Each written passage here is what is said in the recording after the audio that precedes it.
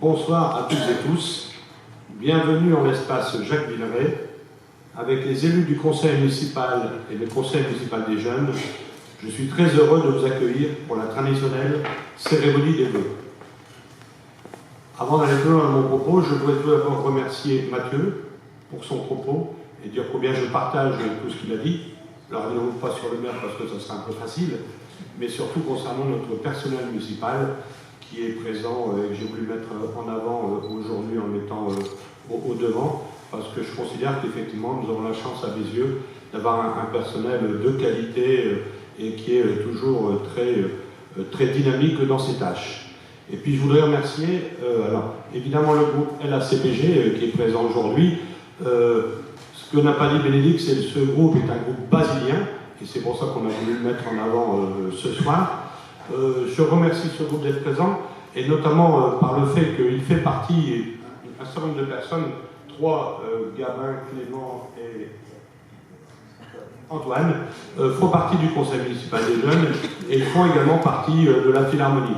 Donc c'est très bien de voir que nous avons dans notre commune, mais je pense que c'est le cas aussi ailleurs, mais d'avoir dans notre commune comme ça des jeunes, et de montrer que nous pouvons avoir une jeunesse qui donne une image extrêmement positive de ce qu'ils sont et de ce qu'ils peuvent faire et de tout ce qu'ils participent au sein de notre commune. Alors, je voudrais saluer et remercier pour leur présence les maires et représentants des communes voisines, de Forêt-sur-Marque, Canfin-en-Pévèle, Bachy, Chéran et Villeneuve-d'Ascq. Je crois que je n'ai oublié personne. Non, c'est bon. Je voudrais remercier le capitaine Calogero Facinella, commandant en second de la compagnie de la gendarmerie de Douai, les adjudants-chefs Ducarne et Chevalier, représentant la brigade de gendarmerie de Bézieux, mesdames les enseignantes de nos écoles Paul-Émile-Victor, Sacré-Cœur et Saint-Jean-Baptiste, Annick Merlin, Élodie Flaou et Béatrice Caron, les acteurs économiques de notre commune, industriels, artisans, commerçants, professions libérales, les présidents et représentants de nos associations, les bénévoles de la bibliothèque, toutes les personnes qui s'engagent à nos côtés pour notre sécurité, membres du plan communal de sauvegarde, dirigé par M. Pierre Six, de la participation citoyenne, de la commission circulation et stationnement, les bénévoles de la transfusion sanguine, les membres du personnel municipal et bien évidemment les membres du CCAS. La période des vœux est pour chacun d'entre nous un moment à part, où nous souhaitons à notre famille, nos amis, nos voisins, nos collègues de travail, le meilleur pour la nouvelle année. Pour les élus, il en va de même, partager un moment de convivialité avec les citoyens, mais aussi faire le bilan de l'année passée pour mieux se projeter sur la suivante. Avant d'aborder notre actualité, je souhaiterais revenir quelques instants sur les quelques faits marquants dans notre pays. 2018 fut une année de tous les contrastes, avec à la fois de grands moments de communion et de bonheur, mais aussi d'importantes difficultés. Le 15 juillet, nous avons retrouvé l'esprit de 98, Black Blanc Beurre, avec la victoire de l'équipe de France à la Coupe du Monde de football en Russie. Les Françaises et les Français se sont rassemblés pour partager un grand moment de joie. Dans un autre registre, le centenaire de la commémoration de l'armistice de la guerre 1914-1918 nous a permis également de nous retrouver partout sur le territoire, devant nos mémoriaux et monuments aux morts, pour nous recueillir, enfants et adultes, en l'honneur des héros tombés pour la paix et la liberté.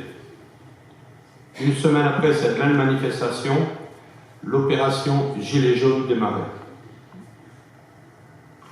Je peux comprendre certaines revendications des manifestants, la désespérance de personnes ayant le sentiment de ne pas être écoutées, d'être laissées pour compte.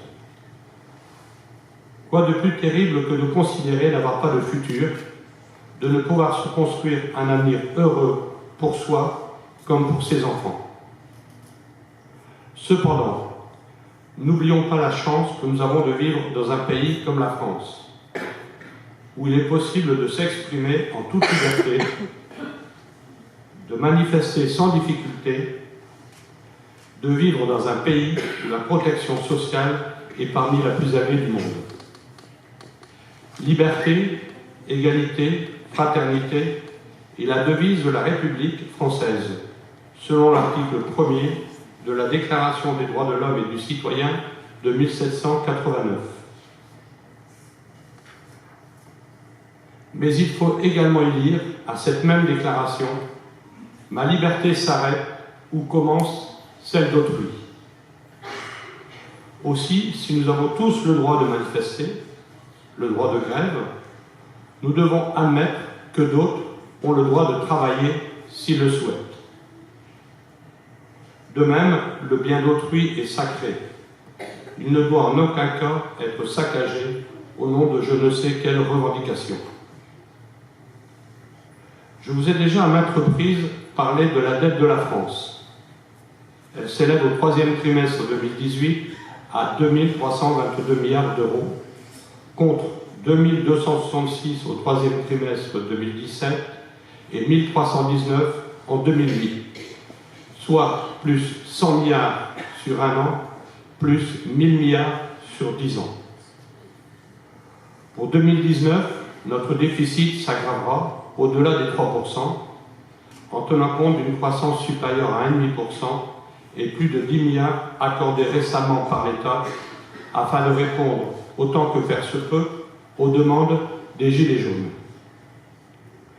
Pouvons-nous continuer à voir notre dette augmenter sans rien faire? Cette dette et ces déficits ne peuvent être résorbés par des prélèvements supplémentaires. Nous sommes là aussi sur des niveaux très élevés, 48% de notre PIB. Notre taux de chômage est lui également parmi les plus élevés d'Europe.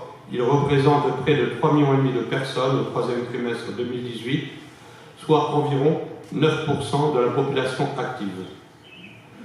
Doit-on se résigner à un taux de chômage structurel de ce niveau? Peut-on accepter de laisser durablement des personnes éloignées du monde du travail? Notre président, Emmanuel Macron, élu récemment le 14 mai 2017, ne peut être tenu responsable des 40 années de mauvaise gestion de ses prédécesseurs. Comme cela s'est fait dans notre pays, nous n'avons pas d'autre choix que de nous réformer avec, pour conséquence, des changements pour chacun. Pour qu'un peuple accepte des réformes, pour le bien de la nation et des générations futures, il doit avoir confiance en ses dirigeants, en son élite. Cette élite doit écouter, entendre le message qui vient du terrain, mais elle doit aussi être irréprochable.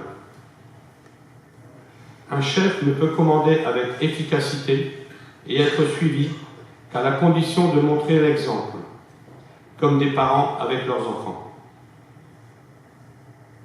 Sans une confiance réciproque, il sera impossible au président de la République de faire partager sa vision de la France. Il est impératif, et c'est un des messages des Gilets jaunes, que tout élu soit rigoureux dans sa démarche, intègre dans ses décisions, avec un grand sens de la moralité. C'est le cas en général, même si nous avons tous en mémoire des noms de personnages politiques à milieu de ces qualités.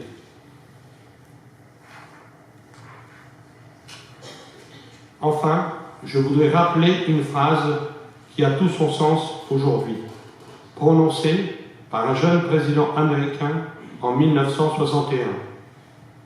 Ne demande pas ce que ton pays peut faire pour toi, demande ce que tu peux faire pour ton pays.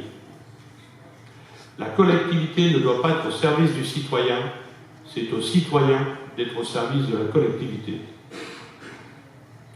Je vais maintenant aborder l'actualité brésilienne. En janvier dernier, je vous avais indiqué qu'après une année 2017 plutôt tranquille, 2018 serait le début de nombreux chantiers dans la commune. En effet, chacun a pu le vérifier, et si je ne peux tous les citer, La liste étant trop longue, je nommerai les principaux. En matière de voirie, réfection de la chaussée de la rue de Lille, travaux de conduite d'eau potable rue Lilième, rue des Cerisiers et rue de Templeuve, avec la réfection de la chaussée de Huyem, création de stationnement en épi rue des Cerisiers. Réalisation d'un parking proche de l'école Saint-Jean-Baptiste. Sur ce secteur, les travaux continueront avec l'élargissement de la rue de l'Église, la rénovation et l'agrandissement de cette école, ce qui devrait permettre de donner une plus grande visibilité pour celle-ci et être en mesure d'accueillir de nouveaux élèves. La réalisation d'un enrobé sur les rues de Saint-Ouan et rue à Dutrier, ébauche d'un aire de covoiturage à l'entrée de l'autoroute A27. Dans le cadre de l'étude sur la mobilité, le covoiturage peut être une des réponses. L'objectif est de réaliser à terme une véritable aire rue de Canfin à proximité de la maison d'accueil spécialisée. D'importants travaux ont été réalisés par la SNCF sur la voie ferrée, sur les passages à niveau et sur les quais. À ce sujet, nous constatons une augmentation sensible de la fréquentation, plus 20% selon la SNCF. Suite aux divers contacts avec cette société, nous espérons pour 2019 obtenir l'ouverture de la gare à un horaire plus matinal et la possibilité d'utiliser le terrain au nord de la gare pour créer plus de places de stationnement. Comme annoncé, les travaux de la rue de Tournai ont commencé en septembre. Le planning est à peu près respecté. Nous devrions retrouver pour le 3e trimestre une rue de qualité qui assurera une meilleure sécurité. Je profite de cet instant pour remercier à la fois nos services techniques pour tout le travail réalisé, ainsi que les services de la MEM pour leurs compétences, leur efficacité et nos excellentes relations. Dans le domaine de la lutte contre les inondations, la MEM a continué l'analyse approfondie de notre assainissement et a effectué les travaux nécessaires, dont la pose des gabions dans les fossés de la rue de Saint-Amand. Pour cette rue, une étude est en cours et les conclusions devraient nous être données prochainement afin de réaliser les travaux efficaces pour le futur. Enfin, pour clore ce chapitre, notre dossier sur la vidéoprotection a été accepté par la préfecture. Des demandes de subvention sont en cours pour une installation courant 2019.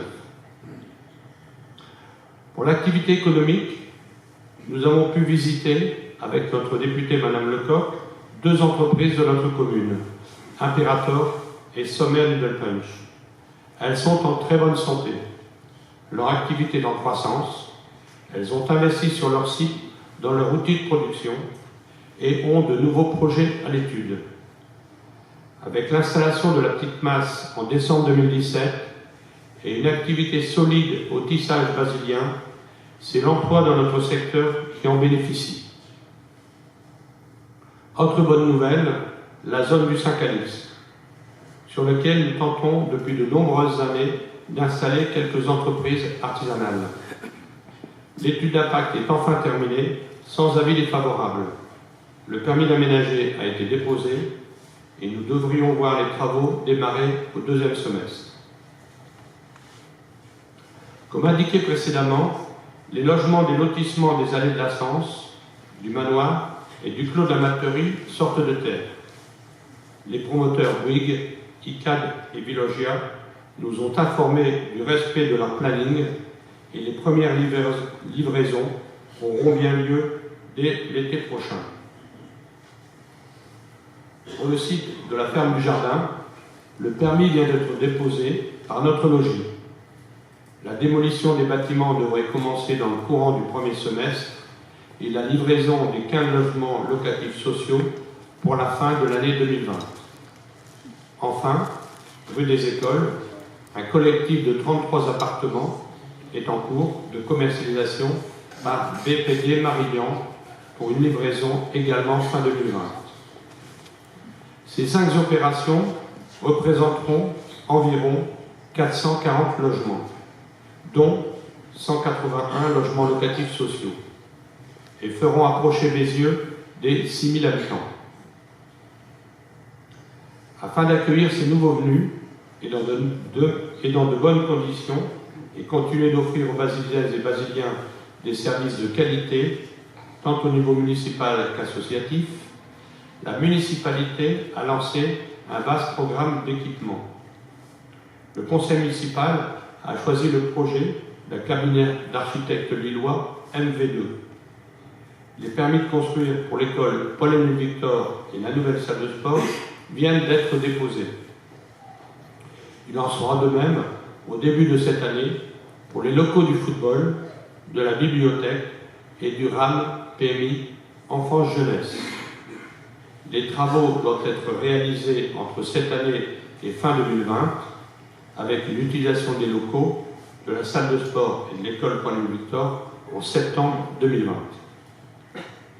Ces investissements sont importants pour notre commune. Ils seront financés à hauteur de 3 millions par emprunt, le solde par l'autofinancement et de demandes de subventions. De nombreux contacts ont été pris auprès de différents financeurs possibles, État, région, département, MEL, CAF et autres fédérations sportives. Nos interlocuteurs font preuve d'écoute vis-à-vis de nos projets. Nous espérons vivement que cela sera suivi des faits et que nos dossiers seront retenus afin de nous permettre de réaliser ces investissements dans de bonnes conditions.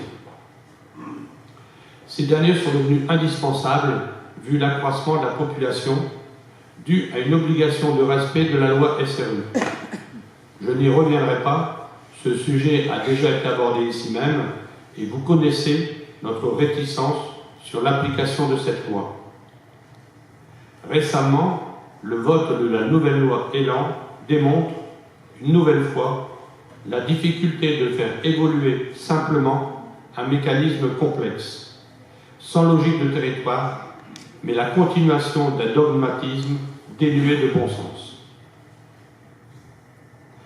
Comme vous le savez, le slogan de la commune est un certain art de vivre. Ceci nous est confirmé par l'attractivité de Bézieux en matière de logement. Nous le devons à la richesse de notre milieu associatif, sa diversité, son dynamisme et aux manifestations qu'il organise tout au long de l'année. Je ne peux malheureusement pas toutes les nommer, mais je voudrais revenir sur quatre d'entre elles. Dimanche 15 juillet, fête nationale, Coupe du Monde, passage du Tour de France. Avec l'aide des associations, nous avons passé une journée mémorable, clôturée par le feu d'artifice. Ce fut une bien belle journée et nous avons eu un apport extrêmement important de la population et des associations. Le dimanche 16 septembre, la journée du patrimoine, Bézieux d'hier et d'aujourd'hui, avec un quiz réalisé par le Conseil municipal des jeunes et des photographies de Bézieux d'antan et son évolution. Dimanche 11 novembre, le centenaire de la commémoration de l'armistice de la guerre 14-18, avec le concours du Conseil municipal des jeunes, l'Union nationale des combattants, l'atelier d'art, les chœurs de la plaine, Envol, la philharmonie, Souffler n'est pas joué.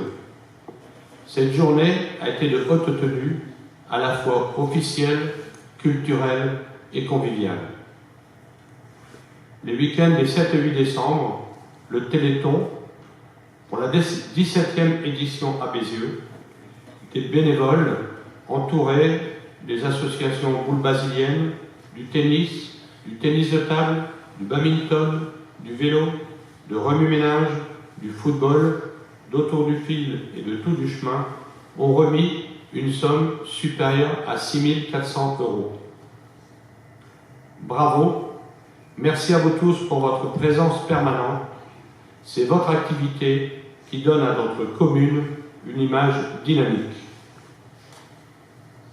Après une année 2018 à l'activité intense pour Bézieux et une activité difficile pour notre pays, il nous faut aborder 2019 avec conviction et confiance. même si au demeurant, l'horizon n'est pas totalement dégagé. Nous aurons 2 rendez-vous importants. Le premier se passera le dimanche 27 mai avec les élections européennes. Au moment où l'on conteste les décisions de nos dirigeants, où l'on a parfois tendance à mettre sur l'Europe tous nos problèmes, cette élection peut être un tournant pour tous. N'oublions pas que c'est par cette Europe, même imparfaite, que nous sommes en paix depuis plus de 70 ans sur notre sol. Les troubles que nous vivons actuellement, à peu près partout en Europe, doivent nous inciter à être vigilants, à voter et ne pas considérer cette élection comme subalterne. Le deuxième, c'est le plan local de l'urbanisme 2. L'enquête publique est en cours, elle se termine le 11 janvier. Il y aura ensuite l'analyse des recours et le vote du Conseil communautaire. Si tout va bien, nous aurons ainsi, fin 2019, notre plus 2 opérationnel pour une durée d'environ 10 ans. L'exercice d'un plus communautaire et communal est un exercice long et complexe. Les différents conseils doivent réaliser l'impossible en conciliant l'intérêt général et l'intérêt particulier, le besoin de développement maîtrisé aux obligations légales, la nécessité de construire à la conservation d'acquis. Notre commune grandit comme d'autres. La problématique de la mobilité, avec toutes ses difficultés de circulation, nous impose de trouver des solutions. De par son implantation, Bézieux a sur son territoire un accès à l'autoroute A27, une voie ferrée des tournées avec une gare et des trains qui s'y arrêtent. Celle-ci doit être encore plus fréquentée. C'est en partie ce qui donne aussi l'attractivité de notre commune. Il est impératif pour tout notre secteur d'obtenir des liaisons de contournement et d'accessibilité à la gare.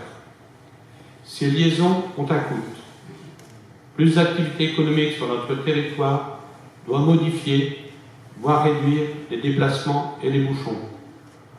Ce sont les raisons pour lesquelles la municipalité a souhaité répondre partiellement aux besoins de la MEN par la création de zones d'aménagement différées. Ceci n'est qu'un outil de prévention contre la spéculation foncière et doit permettre le financement des besoins en infrastructure. Le plus est et doit avoir pour seul objectif de répondre aux besoins du plus grand nombre. Pour terminer mon propos, je voudrais remercier toutes les personnes qui, par leurs actions, font de Bézieux une commune agréable à vivre. Le personnel communal, qui accueille avec amabilité et efficacité la population, les élus, adjoints, conseillers délégués, compétents dans leur délégation, l'ensemble du conseil municipal et leurs conjoints, toujours présents en toutes circonstances, tous les bénévoles des associations, de la bibliothèque, de la commission de circulation, du plan communal de sauvegarde, de la transfusion sanguine. C'est votre participation constante à la vie communale qui donne l'image d'un village actif, et c'est la meilleure réponse aux questions posées par la France aujourd'hui. Enfin, il me reste à vous transmettre tous mes vœux pour 2019. Pour la France, la paix dans une sérénité retrouvée. Pour notre président, que la sagesse l'éclaire dans ses nouvelles prises de décision. Pour Bézieux, tous les Basiliens et Basiliens, et vous tous ici présents, la santé, sans quoi rien n'est possible, le bonheur dans vos familles et vos amis. Je vous souhaite de vivre pleinement, sereinement et activement cette nouvelle année. Bonne et heureuse année 2019 à tous.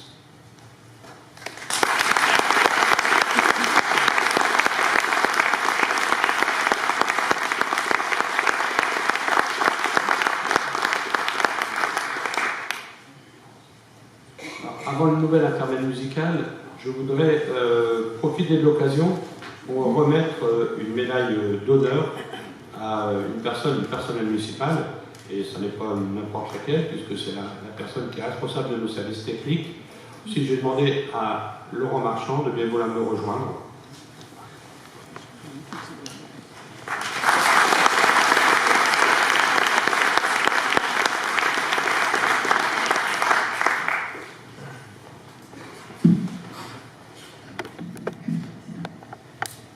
Donc c'est une médaille d'honneur régionale départementale pour 30 années de services rendus au sein de la commune. Laurent est arrivé chez nous en avril 88, donc ça fait maintenant ça fait presque 31 ans.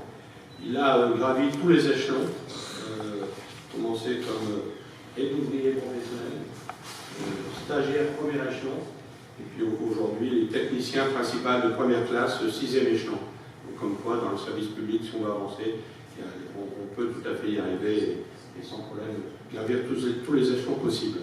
Voilà, donc je voudrais te remettre, Laurent, cette médaille, ce diplôme d'honneur pour ces 30 années à la commune.